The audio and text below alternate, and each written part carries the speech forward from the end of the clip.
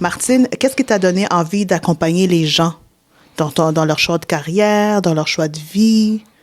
Wow, c'est toute une question. Ben, je vais rebondir un peu sur ce qu'on vient juste de dire, juste la conversation, qu'on parle d'alignement, qu'on parle de valeur, qu'on parle d'authenticité, en fait, de se connaître puis de prendre des décisions, de diriger sa carrière dans cette direction-là. Ben, c'est exactement ce que je fais, d'accompagner les gens, en fait, à mieux se connaître pour être capable de faire des choix, de prendre des décisions qui sont alignées avec eux, vraiment. Donc, qu'est-ce qui m'a fait vouloir devenir conseillère d'orientation, devenir être en relation d'aide? J'ai commencé en travail social, vite, vite. J'ai un background, donc une technique en travail social. J'ai fait un certificat en immigration, puis je voulais vraiment travailler auprès des personnes immigrantes.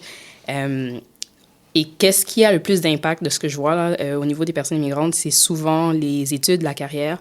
Je dis toujours, ben on ne sait pas qu'est-ce qu'on ne sait pas. Et particulièrement les personnes de deuxième génération. Donc, les gens comme moi, les gens comme toi, probablement aussi. Définitivement. Ouais. Exactement. Donc, moi, c'est comme un peu ma niche, là. C'est que on est Québécois, mais on est aussi, dans notre cas, Haïtien. Et donc, des fois, on passe entre des lignes. En fait, on considère que les Québécois ont toute l'information. Fait que vu qu'on est né au Québec, on pense qu'on sait tout. Mais comme on est dans une communauté, une culture à la maison, nos amis sont haïtiens ou autres. Donc, il y a des choses qu'on ne sait pas. Fait qu'on passe un peu comme dans une craque. Puis moi, ça, c'était comme, ben, je veux pouvoir offrir quelque chose. Je vais pas dire que je vais être la réponse, c'est pas nécessairement ça, mais permettre d'emmener cette réponse puis d'aider les gens, en fait, à avoir les informations qu'ils ont besoin puis l'accompagnement qu'ils ont besoin. Vous commencez vraiment fort. Je m'attendais pas à ça, mais je suis OK, on va commencer en force. Nkosi. Mon Dieu, j'ai de la misère. Je sais. OK. T'es entrepreneur. Yes. Dans le milieu du film. Du film, la publicité, culture, un peu de tout. Qu'est-ce que tu trouves le plus dur que les gens ont tendance à sous-estimer? C'est sûr que, tu sais, dans ce qu'on fait, c'est de l'art, oui, mais c'est de l'art qui il faut qu'il y ait de la conversion, tu comprends? Fait que monétiser son art, c'est jamais facile, je dirais. Je pense que le plus dur, c'est de rappeler moi, je le fais beaucoup avec des personnes de la communauté. Des fois, ils ont pas des budgets. Des fois, pour eux, c'est comme, OK, je veux juste être dans la mouvance, je vais être sur les réseaux sociaux. Donc, c'est sûr que avec un portfolio qui va de Foot Locker à... Tu sais, des fois, j'ai déjà travaillé avec des personnes un peu plus dans la communauté des bazars ou des maquettes haïtiennes, on va dire.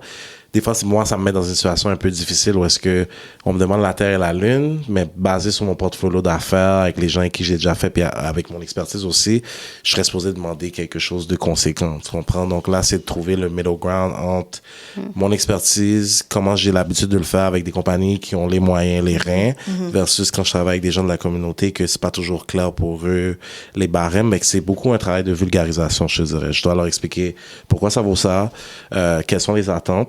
Des fois, c'est aussi de réaliser que peut-être moi, j'ai jamais de problème à leur dire, en fait, t'es juste pas rendu là. Tu sais, comme ton maquette, il est nice, mais ta page, tu viens de la commencer, t'as 15 abonnés, on sait pas t'es qui, t'as pas vraiment de bouche à oreille, t'as pas de Google Reviews. Fait que prendre une vidéo à 3 à 10 000 dans mes mains, c'est pas le temps, c'est pas une formule magique. Fait que c'est beaucoup un travail d'éducation quand je travaille avec des personnes de la communauté. Puis tu sais, dans le meilleur des optiques, j'aurais voulu que 100% de mon revenu vienne des gens de la communauté. Ça aurait été le monde idéal, mais je suis conscient que c'est pas toujours faisable. Fait que ça c'est peut-être le plus dur pour moi parce que quand je deal avec d'autres instances, là vient certaines choses qui sont pas toujours le fun, tu comprends? Fait que moi, j'ai de la chance, je suis à peu près grand, à peu près gros nègre, fait que quand j'arrive quelque part, les gens s'essayent pas vraiment, hein, mais je peux voir un monde, il y a d'autres vidéographes j'ai déjà vu d'autres vidéographes ou d'autres artistes vivre des situations où est-ce que ces micro-agressions soient micro-agressions, tu sais, moi, un petit regard, c'est fini, mais c'est pas tout le monde qui a cette façon d'arriver quelque part, tu comprends? Fait que ouais, c'est pas mal ça. Ouais, ben en fait, ça me parle beaucoup parce que les arts et la relation d'aide, oui, c'est différent, mais la relation d'aide aussi, et moi, je suis de l'autre côté où est-ce que je suis une femme, fait qu'on s'attend à ce que tu veux aider. Donc, de mettre un montant sur l'aide, c'est pas nécessairement facile. Puis, veux pas, moi, j'accompagne relié à la carrière. Donc, des fois, il y a des gens qui sont dans une situation professionnelle et donc financière qui est difficile. Si on rajoute à ça l'aspect de communauté, donc tu t'en as vraiment bien parlé, il y a beaucoup d'éducation à faire parce qu'il faut que j'explique la pertinence de ce que je fais avec eux, que c'est pas juste de faire un CV, en fait. Il y a tout un coaching, tout un accompagnement pour que tu sois capable de comprendre les chiffres derrière. Donc, définitivement, puis moi, je travaille dans... Je fais pas juste de la pratique privée, là. Je travaille dans d'autres environnements, puis on voit où est-ce que tu dois défendre un peu là, tes prix et tout. Donc, ça résonne beaucoup, l'entrepreneuriat, dans des domaines que les gens veulent pas nécessairement mettre le montant. C'est pas facile. Vous écoutez 450 décibels sur le CSM 89.3 FM. Je suis avec N. Kossi. Vous pouvez le suivre sur Kossi Create, je l'ai bien dit, avec un S, sur les réseaux sociaux, Instagram. Partout. Puis Martine Macomb, on peut la suivre sur martine.kingx. Exactement, yes. OK. Martine, j'ai une question pour toi. Oui, OK, je vais choisir cette question-là avant. C'est quoi la différence entre la pratique privée, parce que je sais que tu en fais, et travailler, je sais pas comment le dire, mais dans le monde, pas public, mais... J'appelle ça le corporate. Là. Oui, exact. En fait, je travaille au sein d'une université aussi. Exact, donc, ouais. J'en parle.